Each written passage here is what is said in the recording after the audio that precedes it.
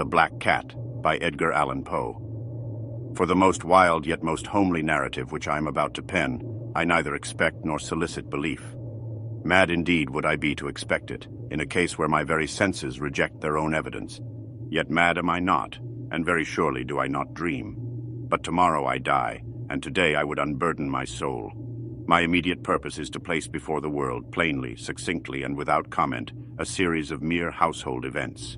In their consequences, these events have terrified, have tortured, have destroyed me. Yet I will not attempt to expound them. To me, they have presented little but horror. To many, they will seem less terrible than Baroque's. Hereafter, perhaps, some intellect may be found which will reduce my phantasm to the commonplace. Some intellect more calm, more logical, and far less excitable than my own, which will perceive, in the circumstances I detail with awe, nothing more than an ordinary succession of very natural causes and effects. From my infancy, I was noted for the docility and humanity of my disposition.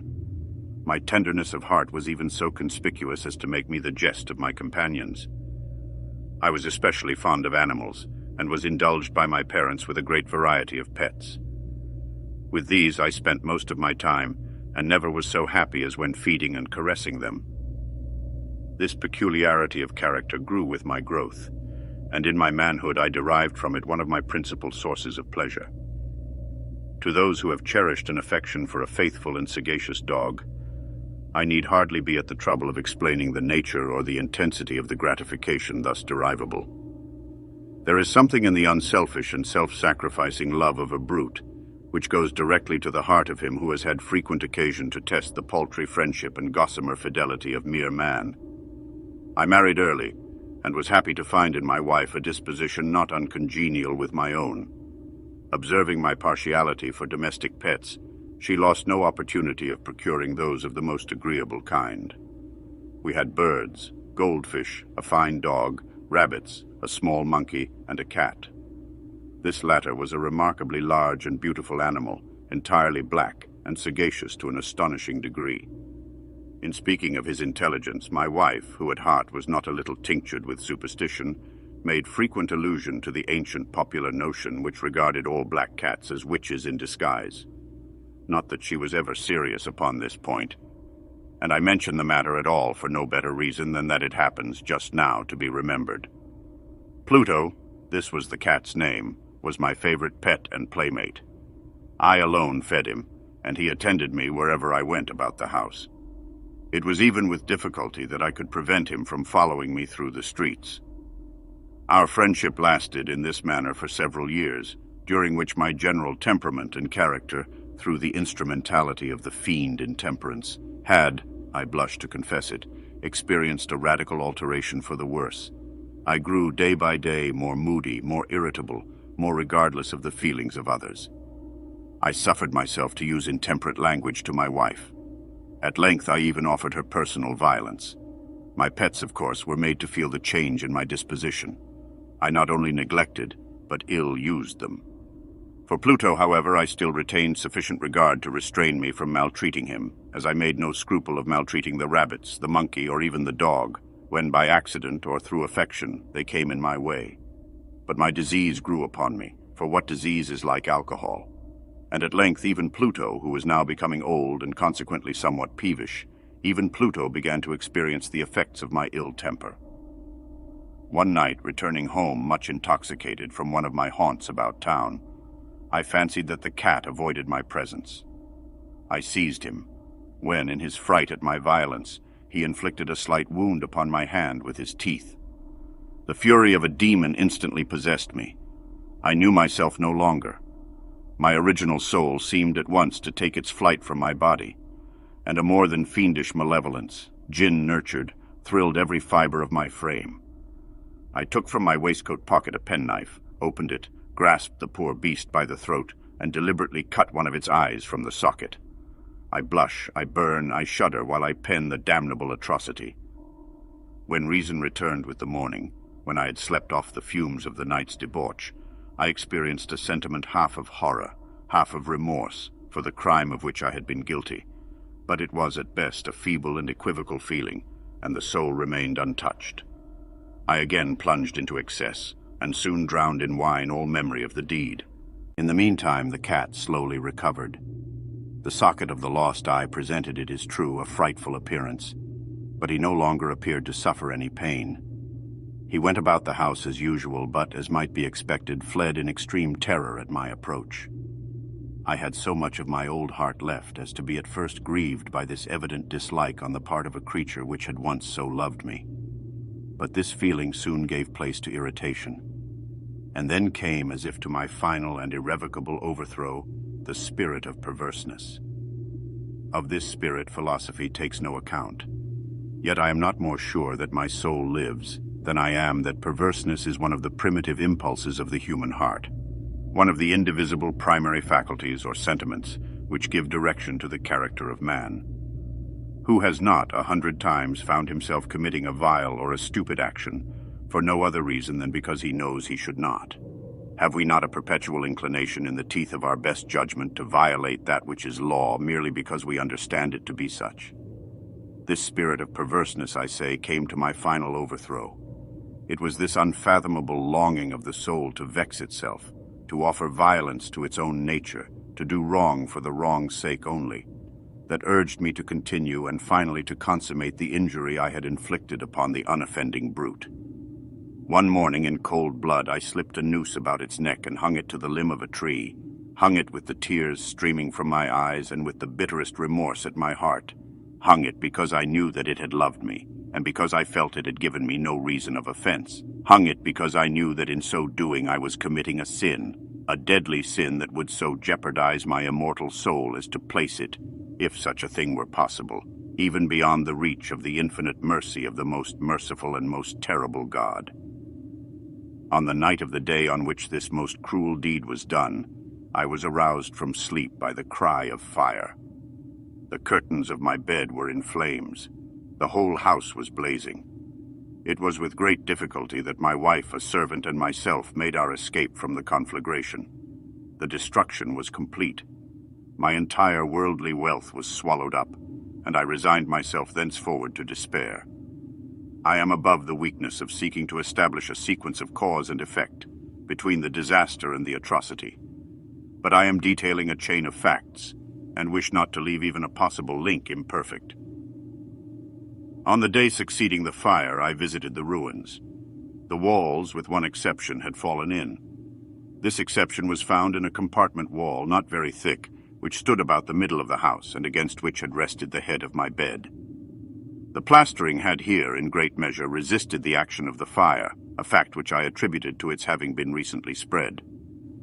About this wall a dense crowd were collected, and many persons seemed to be examining a particular portion of it with very minute and eager attention. The words strange, singular, and other similar expressions excited my curiosity.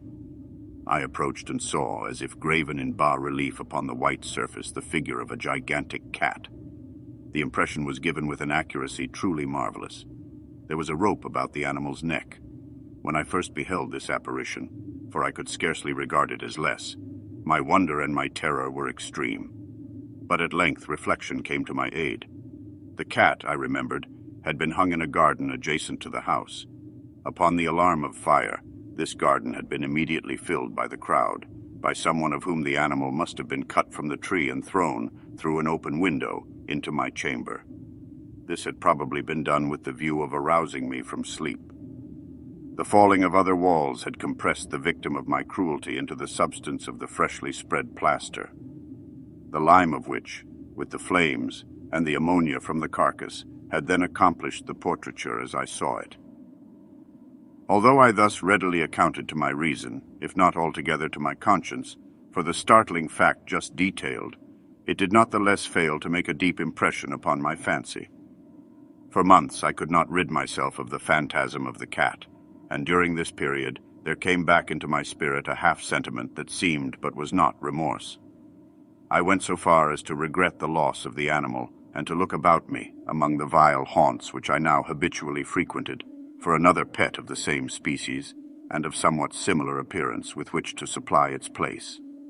One night, as I sat half stupefied in a den of more than infamy, my attention was suddenly drawn to some black object, reposing upon the head of one of the immense hogsheads of gin, or of rum, which constituted the chief furniture of the apartment.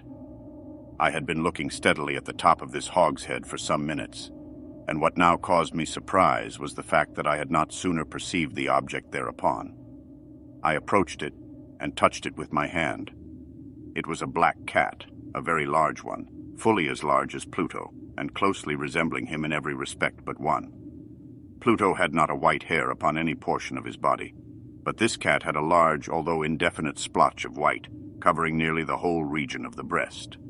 Upon my touching him, he immediately arose, purred loudly, rubbed against my hand, and appeared delighted with my notice. This, then, was the very creature of which I was in search. I at once offered to purchase it of the landlord, but this person made no claim to it, knew nothing of it, had never seen it before. I continued my caresses, and when I prepared to go home, the animal evinced a disposition to accompany me. I permitted it to do so, occasionally stooping and patting it as I proceeded. When it reached the house, it domesticated itself at once and became immediately a great favorite with my wife. For my own part, I soon found a dislike to it arising within me. This was just the reverse of what I had anticipated, but, I know not how or why it was, its evident fondness for myself rather disgusted and annoyed me. By slow degrees, these feelings of disgust and annoyance rose into the bitterness of hatred. I avoided the creature, a certain sense of shame and the remembrance of my former deed of cruelty, preventing me from physically abusing it. I did not for some weeks strike or otherwise violently ill-use it, but gradually, very gradually, I came to look upon it with unutterable loathing and to flee silently from its odious presence as from the breath of a pestilence. What added, no doubt, to my hatred of the beast was the discovery on the morning after I brought it home that, like Pluto, it also had been deprived of one of its eyes. This circumstance, however, only endeared it to my wife, who, as I have already said, possessed in a high degree that humanity of feeling which had once been my distinguishing trait, and the source of many of my simplest and purest pleasures. With my aversion to this cat, however, its partiality for myself seemed to increase. It followed my footsteps with a pertinacity which it would be difficult to make the reader comprehend. Whenever I sat, it would crouch beneath my chair, or spring upon my knees, covering me with its loathsome caresses. If I arose to walk, it would get between my feet and thus nearly throw me down, or fastening its long and sharp claws in my dress, clamber in this manner to my breast.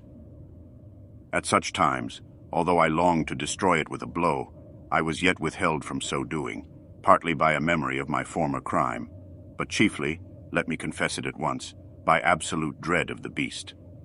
This dread was not exactly a dread of physical evil, and yet I should be at a loss how otherwise to define it. I am almost ashamed to own, yes, even in this felon's cell, I am almost ashamed to own, that the terror and horror with which the animal inspired me had been heightened by one of the merest chimeras it would be possible to conceive. My wife had called my attention more than once to the character of the mark of white hair, of which I have spoken, and which constituted the sole visible difference between the strange beast and the one I had destroyed. The reader will remember that this mark, although large, had been originally very indefinite, but by slow degrees nearly imperceptible, and which for a long time my reason struggled to reject as fanciful. It had at length assumed a rigorous distinctness of outline.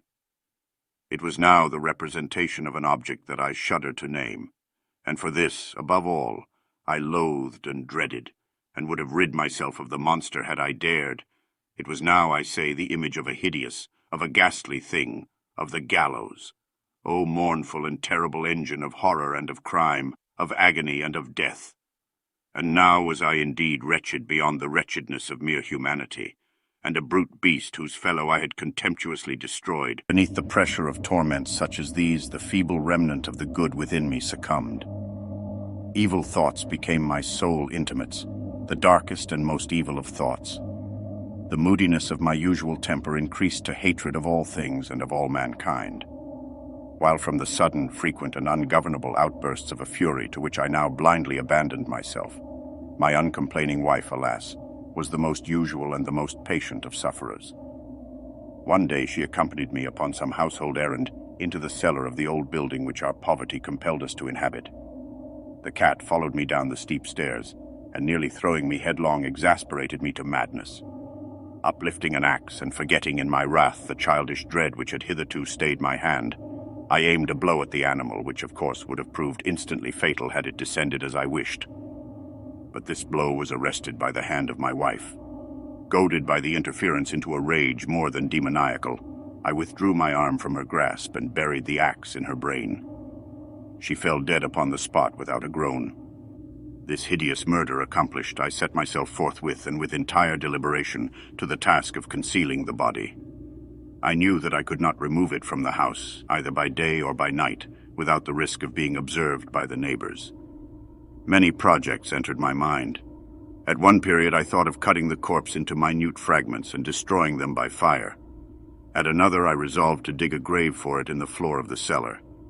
Again I deliberated about casting it in the well in the yard, about packing it in a box as if merchandise with the usual arrangements, and so getting a porter to take it from the house.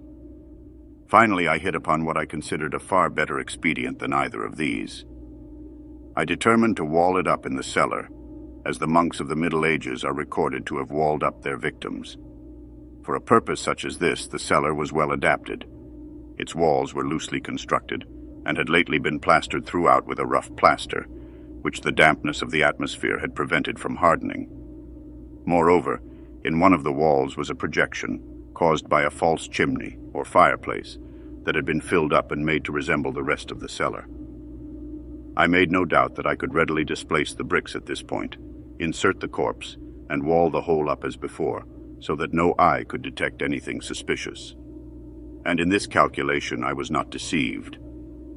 By means of a crowbar I easily dislodged the bricks, and having carefully deposited the body against the inner wall, I propped it in that position, while with little trouble I relaid the whole structure as it originally stood. Having procured mortar, sand, and hair with every possible precaution, I prepared a plaster which could not be distinguished from the old, and with this I very carefully went over the new brickwork. When I had finished, I felt satisfied that all was right. The wall did not present the slightest appearance of having been disturbed. The rubbish on the floor was picked up with the minutest care. I looked around triumphantly and said to myself, "Here at least, then, my labor has not been in vain." My next step was to look for the beast which had been the cause of so much wretchedness, for I had at length firmly resolved to put it to death. Had I been able to meet with it at the moment, there could have been no doubt of its fate, but it appeared that the crafty animal had been alarmed at the violence of my previous anger, and forbore to present itself in my present mood. It is impossible to describe or to imagine the blissful sense of relief which the absence of the detested creature occasioned in my bosom. It did not make its appearance during the night, and thus for one night at least, since its introduction into the house, I soundly and tranquilly slept. I slept even with the burden of murder upon my soul. The second and the third day passed, and still my tormentor came not. Once again I breathed as a free man. The monster in terror had fled the premises forever. I should behold it no more. My happiness was supreme. The guilt of my dark deed disturbed me but little. Some few inquiries had been made, but these had been readily answered. Even a search had been instituted, but of course nothing was to be discovered. I looked upon my future felicity as secured. Upon the fourth day of the assassination, a party of the police came, very unexpectedly, into the house, and proceeded again to make rigorous investigation of the premises. Secure, however, in the inscrutability of my place of concealment, I felt no embarrassment whatever. The officers bade me accompany them in their search. They left no nook or corner unexplored. At length, for the third or fourth time, they descended into the cellar. I quivered not in a muscle. My heart beat calmly as that of one who slumbers in innocence. I walked the cellar from end to end. I folded my arms upon my bosom and roamed easily to and fro. The police were thoroughly satisfied and prepared to depart. The glee at my heart was too strong to be restrained. I burned to say if but one word by way of triumph, and to render doubly sure their assurance of my guiltlessness. "Gentlemen," I said at last as the party ascended the steps, "I delight to have allayed your suspicions. I wish you all health and a little more courtesy. By the by, gentlemen, this is a very well-constructed house."